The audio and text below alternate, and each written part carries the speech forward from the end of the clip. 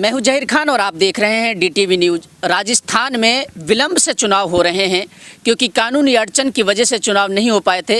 अब 2 जिलों का चुनावी बिगुल बज चुका है। इस वक्त हम मौजूद हैं अलवर ज़िला के भैंसड़ावत जो ग्राम पंचायत है और यहाँ से गोविंदगढ़ पंचायत समिति से प्रधान पद के लिए जो भावी उम्मीदवार हैं और अभी डायरेक्टरी पद के लिए भी 12 नंबर वार्ड से चुनावी ताल ठोक चुके हैं तैयब, जो कि सियासी परिवार से ताल्लुक़ रखते हैं और ख़ासा तजुर्बा रहा है और पहले भी सियासत की है और उससे जानने की कोशिश करेंगे कि आखिर मुद्दे क्या हैं, क्योंकि चुनाव मुद्दों पे होते हैं। मेवात और इससे सुदूर इलाकों में राजस्थान का जो क्षेत्रीय इलाका है इसमें विकास की रफ्तार से अभी ये दूर है।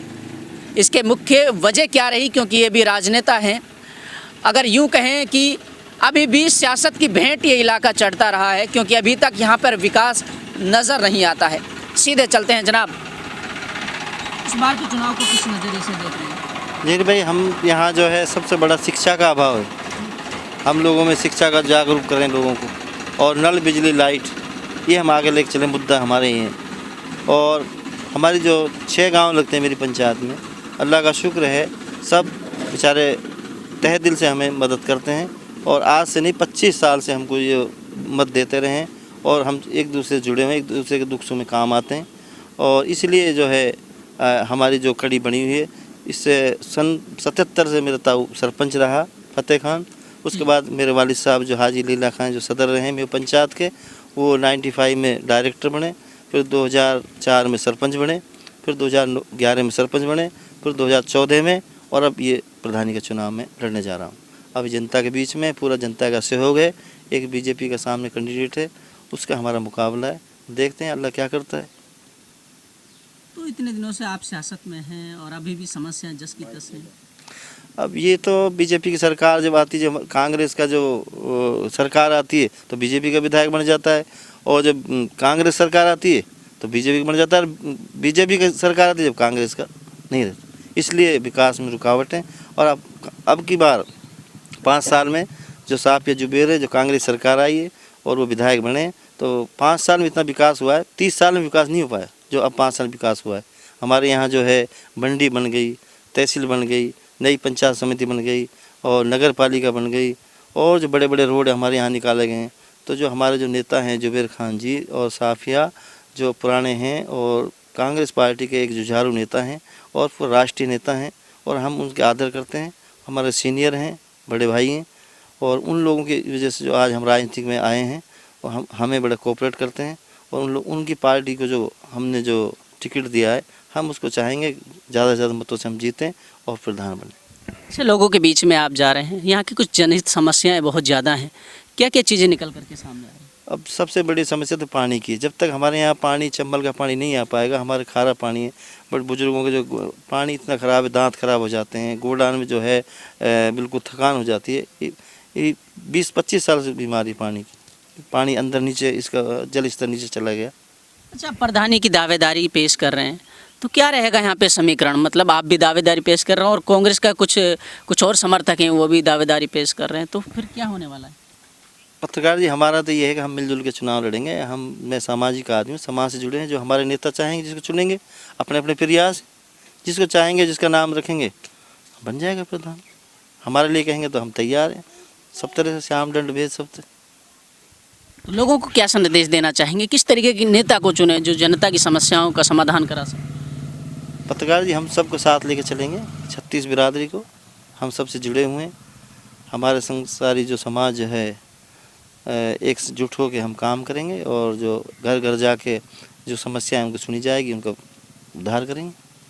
अच्छा, यहाँ सबसे बड़ी समस्या है, आप यहाँ विधायक के समर्थक भी रहे हैं, यहाँ पे लोग मतलब शिक्षा के प्रति जागरूकता तो है लेकिन उनको सोर्स नहीं है। यहाँ पर कोई विकास की कोई धारा जोड़ने के लिए यहाँ पर कोई इंडस्ट्रीज एरिया या फिर कोई छोटे मोटे ऐसे रोज़गार के लिए कोई यहाँ पर ऑप्शंस अवेलेबल नहीं है, तो उसके लिए क्या? अब जो है, पहले तो मैं बता रहा था कि सरकार नहीं आती तो विधायक नहीं बनता, और जब सरकार आती है तो विधायक नहीं बनता, और जब विधायक बनता सरकार नहीं आती। अब सरकार भी है, विधायक भी है। अब इंशाल्लाह जो है इंडस्ट्रिया जो हमारे सीकरी और जो रामगढ़ विधानसभा है और नगर विधानसभा, दोनों विधायक मिलके एक बहुत बड़ा जो है एनसीआर को ला रहे हैं, और जिसको गरीब लोग जुड़ेंगे, जो विकास के लिए जो हम दूर दूर जाते हैं वो हमें नहीं जाना पड़ेगा। जी बहुत बहुत शुक्रिया हमारे साथ जुड़ने के लिए। देखिए ये थे हमारे साथ तैयब हुसैन, जो कि लगातार सियासत से जुड़े हुए हैं और जनता के बीच में डोर टू डोर जा रहे हैं। हमारे साथ कुछ और भी बुजुर्ग हैं जिन्होंने राजनीति को बड़े करीब से देखा है। चुनाव में क्या होने वाला है इस बार? बढ़िया माहौल चल रहा है तैयब का, और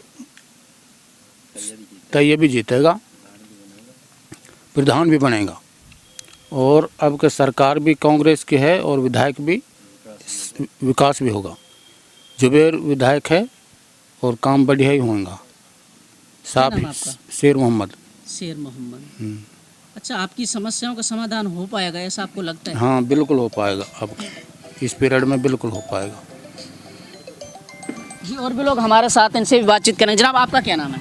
मोहम्मद इब्राहिम इब्राहिम जी। जी। तो ये चुनाव जो होने वाला है आपका यहाँ पर, प्रधानी का जो चुनाव है, ये थोड़ा विलम्ब से हो रहा है, लेट हो रहा है, तो इसमें क्या मुद्दे हैं? जनता क्या चाह रही है इस बार? कैसे नेता को देखना चाहती है? भाई जनता तो जो है बढ़िया नेता को चुनना चाहे अपने। जी। आपके लिए बढ़िया कौन है? हमारे लिए बढ़िया वो हैं जो हमारे बीच में है, लेकिन काम आए जो बढ़िया है, हमारा विकास गांव का हो, गांव का संपूर्ण विकास हो। बस हम तो ये चाहते हैं। हमें जो है ना पूरी राजनीति से तो कोई वो नहीं है क्या क्या क्या होगा देश में, क्या होगा, कौन क्या करेगा, लेकिन अपने गांव से हम दुखी हैं, रास्ते से, इससे, कब्रिस्तानों से। ये काम तो कम से कम हमारे करें। हमारे बीच में हमारे जो है काम करने वाले भी हैं, लेकिन इनसे कह रहे हैं हम, अभी तक हुआ नहीं काम। हाँ, तो क्या आपको लगता है कि तैयब हुसैन? हाँ उम्मीद तो है, तैयब हुसैन जीतेगा तो काम भी कराएगा, उम्मीद तो रखते हैं हम। उम्मीदें रखते हैं जी, लेकिन इसका आपको पूर्ण भरोसा नहीं है कि होगा कि नहीं होगा? अब भरोसा तो यही है कि जब जीतेगा तो कराएगा। वो कह भी रहा है इस बात को, मैं कोशिश में हूँ, कराऊंगा। तो राजस्थान के पंचायत राज के चुनाव का बिगुल बज चुका है। नेताजी की आपने सारी बातें सुनी, इन्होंने अपने मैनिफेस्टो बताया और चुनावी घोषणा पत्र में सारी चीज़ें रखी। जनता के बीच में जा रहे हैं और लगातार वादे बड़े बड़े हो रहे हैं, लेकिन ये हकीकत में क्या धरातल पर उतर पाएंगे, क्या ज़मीनी स्तर पर विकास नज़र आएगा, ये चुनाव के बाद पता चलेगा। और अभी स्थिति ये है कि अभी चुनाव की शुरुआत हुई है, सुगबुगाहट तेज़ हो चुकी है। अब ये चुनाव किस करवट बैठेगा ये वक्त बताएगा और ये जनता तय करेगी कि इस बार का जो नुमाइंदा है वो किसको चुनना है।